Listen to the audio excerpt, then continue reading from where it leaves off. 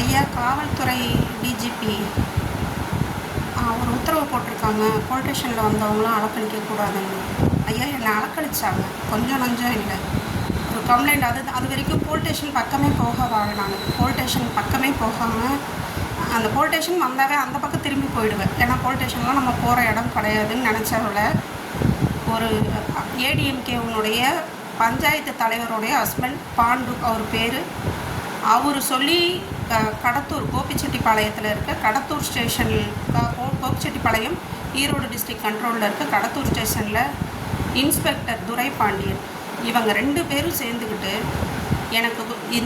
எனக்கு பர்டிகுலராக ப்ராப்ளம் பண்ணவங்க பேர் சரவணன், அவங்க ஒய்ஃப் செல்வியோட அண்ணன் வந்து கொலை குத்து வெட்டு குத்துக்கு போகிறாளுங்களாமா. அவங்க ராம்நாத் டிஸ்ட்ரிக்ட் சேர்ந்தவங்க அப்படின்னா உங்களுக்கே தெரிஞ்சிருக்கும். ஏற்கனவே அவங்க பேரில் கேஸ் எல்லாம் இருக்குது. அப்படி இருந்து அவங்க எனக்கு அத்தனை டார்ச்சர் கொடுத்தாங்க அப்படின்றத கம்ப்ளைண்ட்டாக கொண்டு போய் கொடுத்த பாவத்துக்கு அவங்களுக்கு சப்போர்ட் பண்ணி இன்னைக்கு வரைக்கும் நான் ஓடிட்டு தான் இருக்கேன். அவங்களுக்கு சப்போர்ட் பண்ணி இவர் இடத்த அளந்து காட்டுறதுக்கு, தப்பாக அளந்து காட்டுறதுக்கு ஒரு தாசில்தார், அவர் பேர் உத்தமா மூர்த்தி, அவர் பேர் தாசில்தார் பேர். அவருக்கு துணையாக வந்த சர்வேயர் தப்பாக அளந்து காட்டின சர்வேயர் பேர் ஸ்ரீதேவி. இதெல்லாம் தெரிஞ்சு சப் கலெக்டர் அந்த அம்மா, ஏன்னா கடத்தூர் ஸ்டேஷன்லேருந்து எங்ககிட்ட கேட்டிருக்காங்க, இனி ஒரு ட்ரிப்பு நீங்கள் ஸ்டேஷனுக்கு வந்தீங்கன்னா உங்கள் பேர்லேயும் உங்கள் பொண்ணு பேர்லேயும் கேஸை போடுவேன்னு சொல்லி அந்த சப் கலெக்டரும் என்னை மிரட்டினாங்க. இதுக்காக நான் ஈரோடு எஸ்பி ஆஃபீஸுக்கு போயிருந்தேன். அந்த சரவணன் எஸ்பி ஆஃபீஸில் வந்து சொல்கிறான், அந்த எஸ்பியே எனக்கு தெரிஞ்சவங்க தான் அப்படின்னு சொல்லி எங்கள் முன்னாடியே மிரட்டிட்டு வந்தானுங்க. ஆனால் எஸ்பி அவங்களுக்கு தெரிஞ்சவங்க கிடையாது, அதெல்லாம் சும்மா, அவன் சொன்னது சும்மா.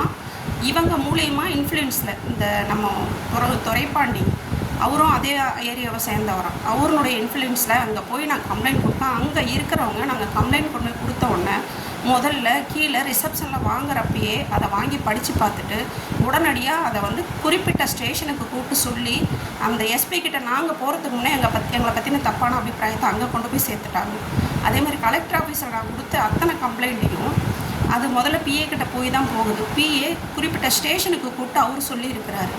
சொல்லி அந்த கலெக்டர்கிட்ட போகிறப்போ என்ன பற்றின தப்பான இமேஜ் அவங்கக்கிட்ட, சைக்கோ, மென்டல், பொழுது போகாமல் வருதுன்னு.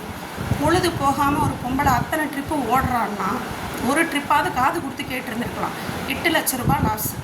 இதுக்கெல்லாம் தீர்வு நீ கோர்ட்டில் கேஸை போடும். அத்தனை இடத்துல கொடுத்துருக்கேன் கம்ப்ளைண்ட்டை. கேஸை போடு, 8 லட்ச ரூபா லாஸ் ஆகிருக்கேன். கேஸை போடுனாங்க, கேஸை போட்டேன். கேஸை போட்டு ஜட்ஜ்மெண்ட் 3ஆம் மாதம் சொல்லியிருக்காங்க, இந்தமாரி மறு விசாரணை பண்ணுங்கள், இது நடந்ததெல்லாம் உண்மையானு மறு விசாரணை பண்ணுங்கன்னு. ஆனால் அவர் டீட்டெயிலாக எழுதலை அப்படின்னு சொல்லிட்டு இன்றைக்கு வரைக்கும் அந்த கையில் எடுக்காமல் இருக்காங்க. எங்களுக்கு எங்கேருந்து நியாயம் கிடைக்கும்? இப்போது அங்கே ஸ்டேஷனில் அடித்து கொண்டாங்கன்னு சொல்லி சொல்கிறப்போ நீங்கள் சொல்கிறீங்க எல்லோரும் கூட சேர்ந்து ஒரு போராட்டம் பண்ணால் அங்கே உடனடியாக ஒரு நிவாரணம் கிடைக்குதுன்னா, என்ன மாரி ஆளுங்க இன்றைக்கி வரைக்கும் போராடிட்டுருக்கேன். இப்போ வரைக்கும் கோர்ட்டுக்கு போயிட்டுருக்கேன். என்ன ஆச்சு? என் அட்வொகேட் முடிஞ்ச அளவுக்கு எங்கிட்ட பணம் தான் பார்க்குறாங்க. ஒரு டைம் வந்தால் நீ இவ்வளோ பணம் கொடுக்கணும். என்ன மாதிரி இல்லாதவங்க ஏற்கனவே லாஸு. இன்றைக்கி சமையல் பண்ணி கொடுத்து என் பொழப்பை ஓட்டிகிட்டு இருக்கேன். என்ன பண்ண முடியும் நாங்கள்? ஆனால் எனக்கு தீர்வு வேணும். நான் பட்ட அவமானம், அசிங்கம், இழந்தது, இதுக்கெல்லாம் தீர்வு வேணும். இதுக்கும் ஏதாவது ஒரு உதவி பண்ணுங்க. சட்டப்படி நடவடிக்கை எடுங்க. என் பேரில் போட்டாங்க இல்லையா தப்பான ஒரு இது வந்து இந்த பொம்பளை கேரக்டரே சரியில்லைன்னெல்லாம் கொண்டு வந்தாங்க. தயவு செஞ்சு அதுக்கு விமோச்சனம் வேணும். அதுக்கு நீங்கள் ஏதாவது பண்ணுங்கள். டிஎஸ்பி நாலேஜுக்கு போனாலும் சரி, சிஎம் நாலேஜுக்கு போனாலும் சரி, யார் நாலேஜுக்கு போனால் இந்தமாரி விஷயம் வெளில வர மாட்டேங்குது. தேவையே இல்லாத விஷயம். அதை கூடி நின்று கத்தனா எல்லாரும் வர்றாங்க. எனக்கு யாரும் இல்லை, சட்டத்தை நம்புகிறேன்.